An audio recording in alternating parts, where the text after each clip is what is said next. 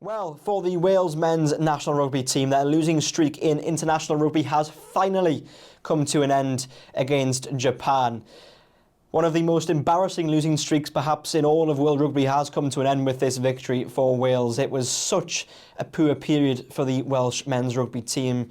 Obviously, Wales as a nation are such a nation of rugby lovers, especially with their men's team. And for this record to be continuing on and on and on, going through, of course, the Six Nations up to now with this tour in Japan, it was just such a case of national embarrassment, I think. The fact that this rugby-proud nation just couldn't seem to buy a win from anywhere, and yet finally one has arrived. And now it's a case of where do they go from here? How do they keep this belief and this momentum and change the momentum, in fact, using this win?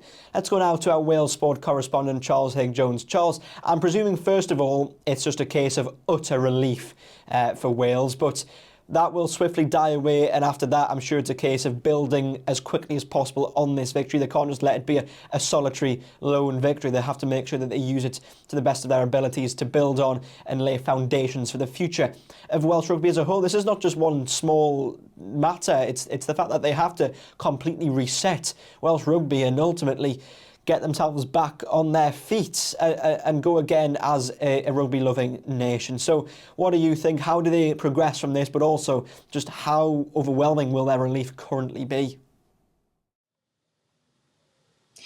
Yeah, obviously, the overriding factor is huge relief for Matt Sherratt and the nation as a whole. 644 days. Brutal 18 test match losing run is over. The worst streak for any tier one nation. I mean, it's obviously been reiterated time and time again in those near 650 days that how important this was and how different this was for Wales. We mentioned it a number of times before how strong they've always been as a rugby nation, as one of the top sides in the world.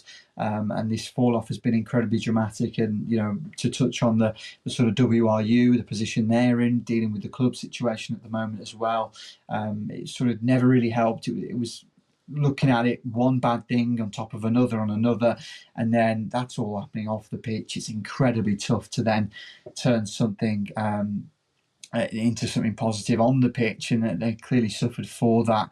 I mean, Matt Sherratt obviously was hired mid-Six Nations. He focused on the basics like defence, kicking and contact, and it I have to say it paid off in Japan in that second test in Kobe. But you have to give Matt Sherratt some huge credit here. He came in to a Wales side on the back of Warren Gatland's tenure that really fizzled out dramatically. Took over halfway through a Six Nations, an incredibly tough one, and suffered the record loss to England at home as well for a Welsh nation. So the sort of the records that were deemed negative were just adding up for Wales. So how do you stay positive amongst all that? But if you look at Matt Sherratt, if you look at the way he goes about things and his press conferences, his attitude towards it all was always still remaining so positive, which was great to see. He really wanted to focus on bringing young players through and making a massive impact on their future careers as well. So huge credit to Matt Sherratt. Look, he's as I say, inherited a massive group, a huge pressurised situation, and yes, the results still didn't improve massively, but the belief just seems to possibly be creeping in, and they've finally got over that line with ending the drought. I mean, 31-22 in terms of on the pitch, that was the score.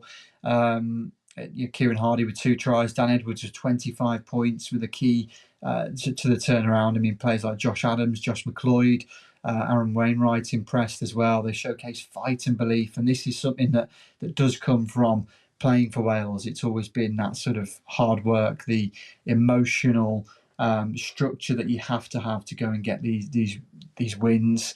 That's on the pitch with the players as well, and hopefully they can get back to their very best, because the World Cup is fast approaching, and Wales really want to be in the mix. They want to improve their World Rugby ranking to make sure they give themselves the best chance of performing once again on the world stage.